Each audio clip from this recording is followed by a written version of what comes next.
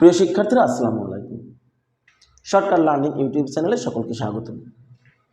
আজকে আমাদের আলোচনার বিষয় খতিয়ানের জের ছক। আমরা আমাদের আগের ক্লাসে খতিয়ানের টি ছকটা বুঝিয়েছিলাম, আজকে বোঝাবো খতিয়ানের জের ছক। শিক্ষার্থীরা, খতিয়ানের জের ছকটা টি ছকের থেকে আরও সহজ। আর এই জের ছকটা যখন তুমি করবা তখন তোমার কাছে মনে হবে তাহলে টি ছক কেন করব, এতটাই সহজ। তারপরও আমি বলবো দুইটাই শেখো, কারণ দুইটাই কাজে লাগবে। যাই হোক, আমি বেশি কথা বাড়াবো না, আমরা ক্লাসে চলে যাব। তবে ক্লাসে যাওয়ার আগে তোমাদের কাছে একটা ছোট্ট অনুরোধ, যদি আমাদের ভিডিওটা ভালো লাগে অবশ্যই লাইক দিয়ে পাশে থাকবা, তোমাদের সুন্দর সুন্দর মতামতগুলো কমেন্ট বক্সে জানাবা, আর আমাদের নিয়মিত আয়োজনের নিয়মিত আপডেটগুলো পেতে চ্যানেলটাকে সাবস্ক্রাইব করতে ভুলবা না। আমরা অঙ্কে চলে যাই, কারণ খতিয়ানের অঙ্ক আমরা আগের ক্লাসেই দেখেছি অনেক বেশি সময় লাগে, কারণ খতিয়ানের অঙ্কে অনেক অনেক অনেক অনেক ছক কাটতে হয়, অর্থাৎ প্রত্যেকটা এন্ট্রির নামে আলাদা আলাদা ছক কাটতে হয়। তো শিক্ষার্থীরা, আমরা স্ক্রিনে একটা প্রশ্ন দেখতে পাচ্ছি। এবার এখানে আমরা একটা ছক এঁকে ফেলি। তবে খতিয়ানের ছকে টি ছকে এই ছকটা এদিকে যত বড় হয়, জের ছকে একটু ছোট করলেও হয়ে যাবে। আচ্ছা, একই মাপের দুটো ছক কাটবো। আমরা এইখানে যেমন টির মতো কেটেছিলাম, টির মতোই কাটি, দুই ভাগ করে ফেলি, সমস্যা নাই। টির মতো কাটার পরে এই পাশে যে ছকটা আছে তাকে আবার দুটো ভাগ করো। এবার এখানে এই উপরের ছকটাকে দুটো ভাগ করে এখানে দুটো ভাগ করে দাও, আর এটাকে দুটো ভাগ করে দাও। এইটা একটু পার্থক্য। আর এই সাইডটাতে আমরা কি করব, একটা তারিখ দিব আর একটা জাবেদা পৃষ্ঠা দিব, আর টোটাল টাকাটাকে এরকম চারটা ভাগ করতে হবে। শিক্ষার্থীরা, এখানে নাম আসবে তারিখ, বিবরণ। খতিয়ানে সবসময় জাবেদা পৃষ্ঠাই হয়। এটা হচ্ছে ডেবিট টাকা, আর হচ্ছে ক্রেডিট টাকা। টাকা লিখলাম না আমি, এখানে জের বা ব্যালেন্স শব্দটা ব্যবহার করতে পারো। এক্ষেত্রে এখানে লিখবা ডেবিট, এখানে লিখবা ক্রেডিট, পুরোটাও লিখতে পারো। আর আমরা টি ছকে দেখাইছিলাম যে এখানে একটা ডেবিট এখানে একটা ক্রেডিট লিখতে, এটা লেখা লাগবে না। এবার আমরা দেখব আমরা কার অঙ্ক করতেছি। তো 1 তারিখ থেকে আমরা খেয়াল করি, 1 তারিখে যেহেতু প্রথমে মূলধন আছে, আর মূলধনের সম্পর্কটা নগদের সাথে, আর সবচেয়ে বড় এটিটা হয় নগদানের, এই নগদানেরটাই আগে লিখি। সবসময় যে কোনো খতিয়ানের ক্ষেত্রে নগদানের ঘরটা কিন্তু বড় হয়, এজন্য এটা একটু বড় করে নগদানের ঘরটাই আগে লিখি, পরে ছোট ছোট ঘরগুলো আমরা আস্তে আস্তে শিখবো, সমস্যা নাই। প্রথমে আমি কি বলছিলাম, জায়গা আমরা সেট করে নিব। সেট করে নিলে 2017 এই ফেব্রুয়ারি তারিখ যেটা হবে সেটা প্রত্যেকটা তারিখে কিন্তু এখানে হবে। এখানে কিন্তু তারিখের ঘর দুই পাশে দুইটা নাই, এটা খেয়াল রাখবা। আচ্ছা, প্রথমে 1 তারিখেই কিন্তু নগদের একটা কাজ আছে। আচ্ছা, কি আছে, মূলধন বিনিয়োগ করে এত টাকা, যার মধ্যে 20,000 টাকা ব্যাংকে জমা, মানে বাকি 30,000 টাকা নগদে।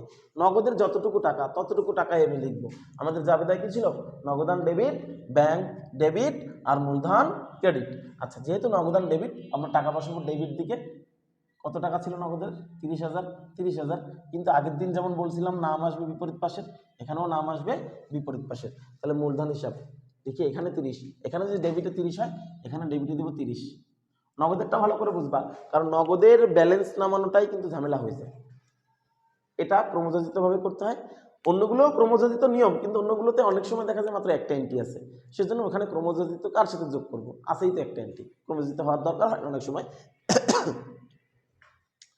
কিন্তু নগদে কিন্তু অবশ্যই ক্রমযোজিত নিয়মটা ভালো করে বুঝতে হবে, যে ক্রমে ক্রমে কিভাবে যোগ করতে হয়, এটা হচ্ছে ক্রমযোজিত নিয়ম। আচ্ছা, খেয়াল করি আর কোথায় নগদ আছে। বাকিতে পণ্য ক্রয়, এখানে নগদ নাই। 6 তারিখে পণ্য বিক্রয় করা হলো 60,000 টাকা, যার 50% ধারে, 50% ধারে, তার মানে হচ্ছে বাকি 50% নগদে। আচ্ছা, বিক্রয় করলে টাকা আসছে, বিক্রয় সবসময় ক্রেডিট হয়, টাকা আসছে তার মানে নগদান ডেবিট, বিপরীত পাশে যা থাকে সেটা ডেবিট হয়, তাহলে নগদান কি ডেবিট। আচ্ছা, তাহলে আমরা নগদান যেহেতু ডেবিট, টাকাটা অবশ্যই ডেবিট দিকে বসাবো।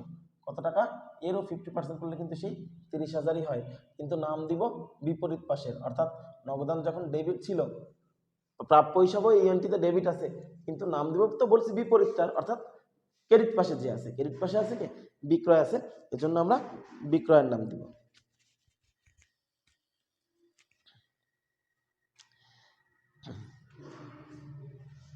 এরপরে শিক্ষার্থীরা, আমরা খেয়াল করি আর কোথায় নগদ আছে। পাওনাদারকে প্রদান, পাওনাদারকে তো অবশ্যই আমরা নগদেই প্রদান করছি, তাহলে এখানে 11 তারিখ দিব, সব কিন্তু একই পাশে তারিখ দিব, একই পাশে লিখব। প্রদান করছি নগদ টাকা কাকে? পাওনাদারকে। তাহলে নাম দিব কার? পাওনাদারের, কারণ পাওনাদার কমে গেছে, পাওনাদার হিসাব ডেবিট হয়েছে, কিন্তু আমাদের নগদানটা কোথায় আছে?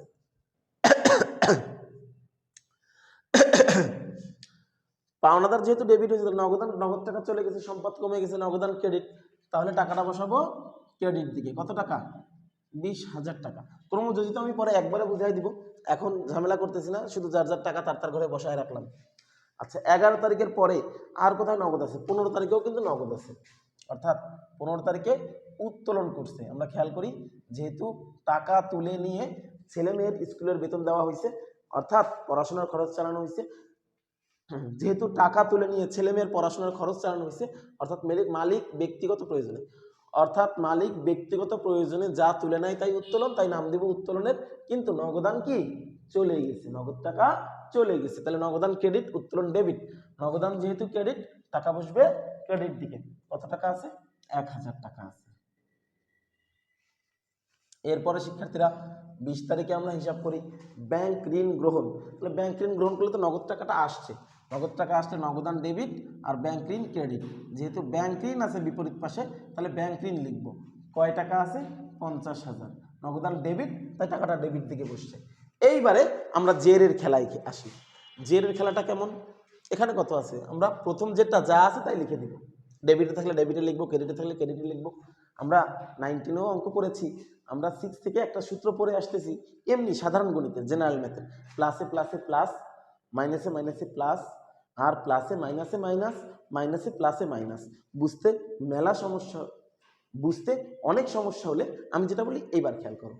একই চিহ্ন থাকলে এক করে দিব, আর বিপরীত চিহ্ন থাকলে বিয়োগ করে দিব। এক করা মানে যোগ করা, অর্থাৎ যদি কোথাও দেখি আমরা একই চিহ্ন আছে, তাহলে দুটো জিনিসকে যোগ করে দিব, আর যদি দেখি না দুই চিহ্ন আছে, তাহলে বিয়োগ করব। এখন তোমরা বলতে পারো এখানে তো ডেবিট ক্রেডিট, প্লাস মাইনাস কোথা থেকে আসলো? হ্যাঁ, প্লাস মাইনাস আমরা এভাবে বুঝাবো, যদি ডেবিট ডেবিট হয় যোগ করব, ক্রেডিট ক্রেডিট হয় যোগ করব, একটা ডেবিট একটা ক্রেডিট হয় তাহলে বিয়োগ করব। এটা আছে ডেবিট, এটা আছে ডেবিট, যেহেতু দুইটা ডেবিট আছে, এই জেরের টাকার সাথে এই যে ডেবিটটা, ডেবিটে ডেবিটে যোগ হবে, অর্থাৎ এখানে আমরা লিখব 60,000 টাকা। এরপরে এই যেটা আছে ডেবিট, কিন্তু এই টাকাটা আছে ক্রেডিট দিকে, যেহেতু এটা ক্রেডিট দিকে আছে, ডেবিটে ক্রেডিটে বিয়োগ হবে, তার মানে আমরা বিয়োগ করব, কিন্তু টাকা যেহেতু 60,000 বড়, 60,000 ডেবিট দিকে, তাই টাকাটা ডেবিট দিকে বসাবো 40,000। এরপরে হচ্ছে উত্তোলন হিসাব। উত্তোলনের এটা আছে ক্রেডিট দিকে, আর আমাদের জের আছে ডেবিট দিকে, অর্থাৎ এটাও ডেবিট ক্রেডিট বিয়োগ হবে, টাকা বসবে বড়টার দিকে। এরপরে ব্যাংক ঋণ হিসাব, অর্থাৎ এটা যেহেতু ডেবিট, এটাও ডেবিট, দুটো ডেবিট যোগ হয়ে যাবে। তো শিক্ষার্থীরা এখানে ব্যালেন্স নামানোর কোনো ঝামেলা নাই, যা আছে তাই বসাই দিব। আমি আগেই বলছি যে আমাদের খতিয়ানের অঙ্ক ছক কেটে করতে গেলে ভিডিও অনেক সময় বড় হয়ে যায়, এজন্য আমি আগে থেকে কিছু করে রেখেছি। আমরা কিছুটা স্কিপ করে দিয়েছি, ভিডিও স্কিপ করে কিছু করা জিনিস তোমাদেরকে দেখাবো। শিক্ষার্থীরা যখন আমরা মূলধন হিসাব করবো, ছক তো এরকমই, ছক তো আগে থেকে আকার দেখাইছি।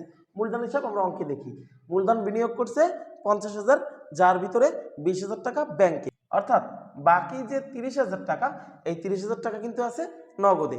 তাহলে আমাদের জাবেদা কি ছিল? নগদান ডেবিট, ব্যাংক হিসাব ক্রেডিট। আর তাহলে আমাদের জাবেদা কি ছিল? নগদান ডেবিট, ব্যাংক হিসাব ডেবিট, আর মূলধন হিসাব ক্রেডিট।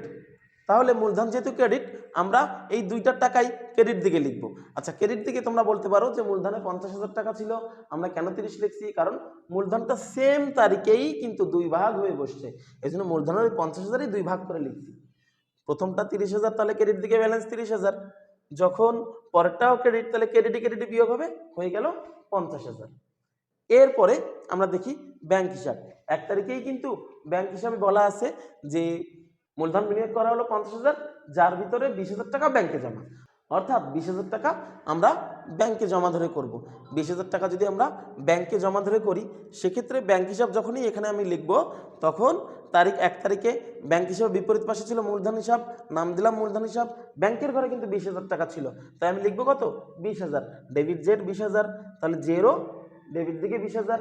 এরপরে শিক্ষার্থীরা আমরা দেখি 1 থেকে 20 তারিখের ভিতরে আর কিন্তু কোনো ব্যাংকের হিসাব নাই। একটা আছে ব্যাংক ঋণ, আর ব্যাংক ঋণ আর ব্যাংক এক না, এজন্য 1 থেকে 20 তারিখের ভিতরে আর কোনো এন্ট্রি কিন্তু এর ভিতরে আসবে না।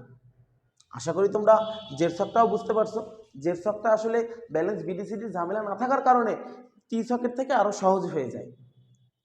তো তোমরা তারপরও যদি বুঝতে কোথাও সমস্যা থাকে তাহলে অবশ্যই আমাদের কমেন্টে জানাবা, আমরা সাপোর্ট ক্লাস দিয়ে বুঝিয়ে দেওয়ার চেষ্টা করব। আর যদি আমাদের ভিডিওটা ভালো লাগে অবশ্যই লাইক দিয়ে পাশে থাকবা, তোমাদের সুন্দর সুন্দর মতামতগুলো কমেন্টে জানাবা, আর আমাদের নিয়মিত আপডেট পেতে চ্যানেলটাকে সাবস্ক্রাইব করতে ভুলবা না। সবাই ভালো থাকো, আল্লাহ হাফিজ।